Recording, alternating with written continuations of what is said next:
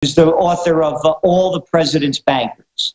As it would have it, just 2 days before she came here to Colonial Kingston, she was a keynote speaker at the Federal Reserve meeting with the World Bank and the IMF and the Federal Reserve. And here she is on a tapes, and they'll be made available at the conference, saying they don't know what they're talking about. Well, Gerald, I'd love to air some of that and then put a plug at the end to get the full interview. But for folks that don't know, Nomi Prinz was a managing director at Goldman Sachs. She worked under the head of Goldman Sachs, and back in 2002 or whatever, couldn't be part of it anymore because of what she saw coming. And that's huge that she was a keynote speaker at a Federal Reserve major event, because we even have major Federal Reserve sub-chairman in Dallas and Kansas City sounding like Gerald Celente, sounding like others. So it really shows people in the system are worried. That is huge that they had her address the Federal Reserve. And she said what she wanted. She said, you know who I am, and I'm going to say what I feel like. She said what happened was that the reason it went over so well was that the opening address just before her was from a cardinal. And the cardinal said that the bank should be doing more to help the people and help the poor. So he kind of set the framework for her to come out, blasting away. And what a dynamo she is. And then we had a Q&A afterwards, and her and I both went on and talked about the same issues. But the bottom line of all of this is that at the top, they don't know what they're doing. They have no idea. They're guessing at this. There's never been such a thing as quantitative easing. That's right. We're in a total la-la land of experimentation.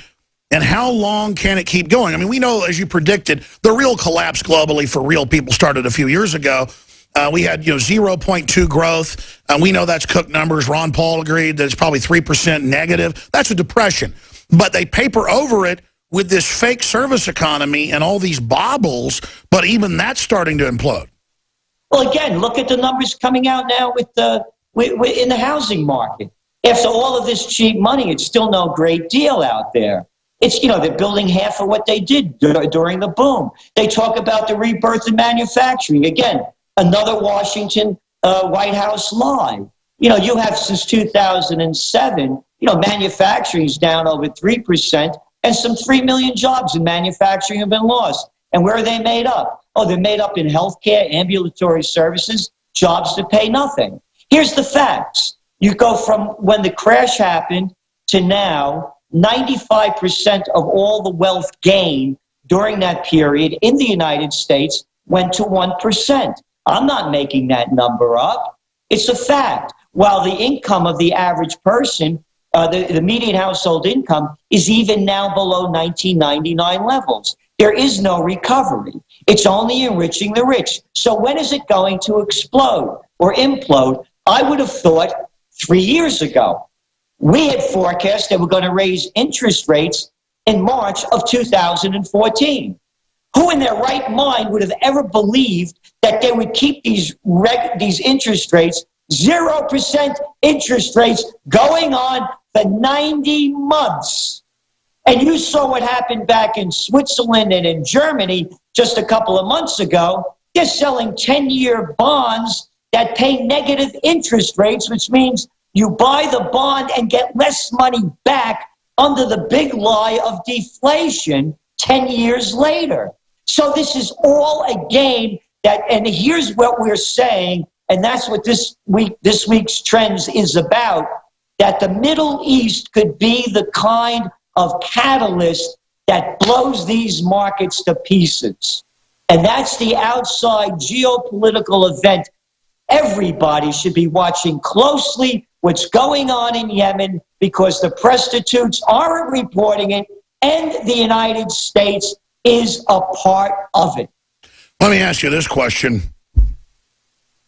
And we've talked about this forever, but now it's in The Guardian, The New York Times, everywhere. The elites are buying underground bunkers, safe houses. They're moving to New Zealand. I knew a lot of Hollywood folks 6-7 years ago were telling me, we think the U.S. is going to collapse. That's the inside word. Big producers, billionaires moving. Israel, all their billionaires have left and moved out. What do the elite know the public doesn't know? Why are they so scared? You know, there was in Bloomberg yesterday, there was a fellow from South Africa. I believe he's the head of Cartier.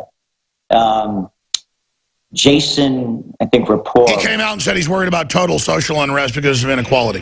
Yeah, Johan, that was his first name. Exactly. And this is a guy saying, and he's in South Africa, so he's really feeling it. And that's what's going to happen. You know what I say.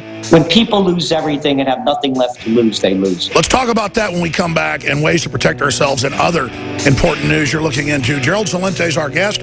Find his excellent website, trendsresearch.com, and subscribe to his amazing quarterly publication and other goodies at that website, and support hardcore liberty-based truth media affecting the destiny of the planet than InfoWars and the array of amazing minds and guests we bring you. And one of those chief amongst them is Gerald Celente, trendsresearch.com. You need to support the good guy so he can continue and expand and do more, which you've been doing. Become a member, get his free Trends updates, or sign up, get the quarterly, and get more of their exclusive material that it costs money to put out, and get the Trends Journal quarterly sent to you at trendsresearch.com.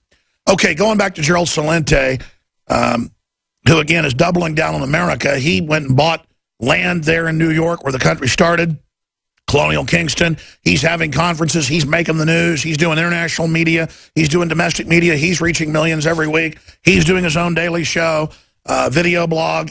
He's taking action. Will he save the world? No. But together, we can bring back a renaissance, and that's what he's been talking about. The globalists admit they uglied up architecture. They uglied up clothes. So we would lose respect for ourselves. They have the CIA fund ugly art. They've done it scientifically. It's declassified. Are they going to be successful suppressing humanity, Gerald Celente? No. And if there was a great quote from Rand Paul right after he announced that he was running for president, and he was being interviewed on NBC.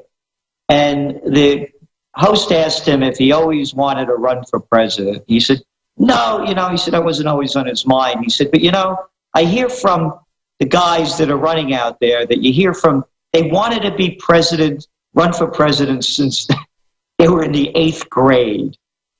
And that's what you have.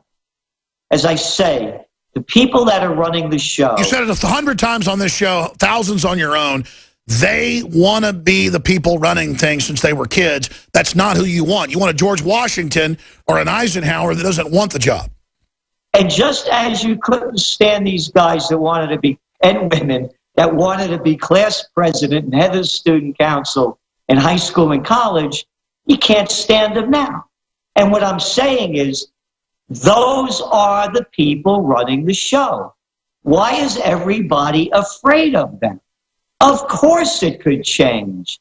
There's nothing in the way to stop it other than the will and what they've done. And you've been talking about it, because when you put it all in context, it's a neo-feudal society.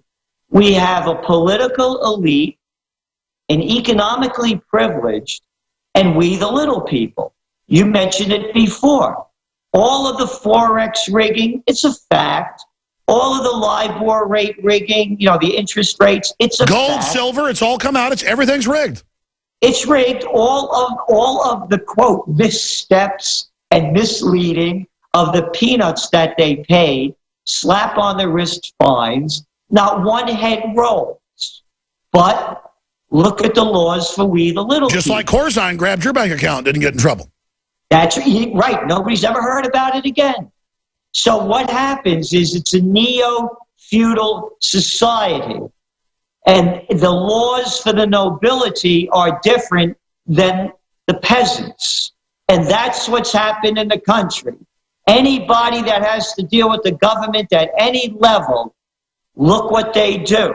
You asked me one time, it was on the last show, have I ever been harassed, been treated unfairly by the police? I forgot. I wrote a whole story in the Trends Journal. I called it To Pee or Not to Pee. I pulled off on a country road in the middle of nowhere in upstate New York. Yeah, where are you supposed to? I mean, growing up in Texas, you see everybody pulled over peeing in a bush. But I was going into the woods. I had a convertible. My top was down. It was 10 o'clock at night. I wrote the story, and I even sent the same letter that I wrote in the Trends Journal to the court up here in New York, where this guy started harassing me, the state trooper. Who am I looking for in the woods? And he would not let me go to the bathroom and followed me for 45 minutes. This guy harassed me. He wanted to start a confrontation. So in a neo-feudal society, don't go over that yellow line. Your signal light wasn't on when you made a turn. You had your brakes on when another car was coming at you, but steal trillions of dollars, ruin the lives of tens of millions of people by foreclosing on their homes, robbing them of everything you got. And you know what you get, Alex? You get dinner at the White House. That's what you get. You don't do anything wrong. Stay in line. We're going to prosecute to the letter of the law because we're a neo-feudal society. And what do the prostitutes do? Those disgusting human beings, those media whores, I'll tell you what they do. Hey, you see what happened with FIFRA? I'm saying to myself, what's a FIFRA? Why is this thing on the front pages? Oh, I'll tell you why. Because people are into sports. Oh, and you know what, Alex? We're going to have our Attorney General who's letting all the slimesters that are stealing from us that do nothing, we're going to go prosecute people in another country. And you know why, Alex? Because over a 24-year period, they stole up to $150 million. $150 million over 24 years. That's a second of stealing by the banks in the neo-feudal United States. That's what's going on. We are being pushed into a, hey, you think I'm making it up? Every time you see the president, the secretary of this or that, they got a plane, there's these 747s and red carpets and saluting everywhere. It's the nobility. Other news items. I mean, there's so much. What do you make of Bilderberg and a 6-mile security perimeter threatening to arrest press if they step across an invisible line? There's not even fences up. They just say, don't come in here, as if everybody's read the newspaper, or we're going to put you in jail for 2 weeks. They're flipping out on our reporters, and here are a bunch of known criminals meeting in secret to set policy. I think it's good news, though, that these shadow government organizations are being exposed. It's good news for the people. And again, I want to also pick up on what you said. It's very important for what can people do? They need to support, they need to buy the products that you're selling. You're putting out quality products that are going to improve people's lives. And by the way, that's another one of the big trends in the Trends Journal, longevity. And so when we're talking about, and my putting information out, they need to support us because you're right, it is big news. Because I remember learning about the Bilderbergs back, in the early 1980s when there was this newspaper, I think it was Liberty Lobby, that they ended up putting out of business. That this wonderful attorney I knew in Rhinebeck started turning me on to these things, an older cat.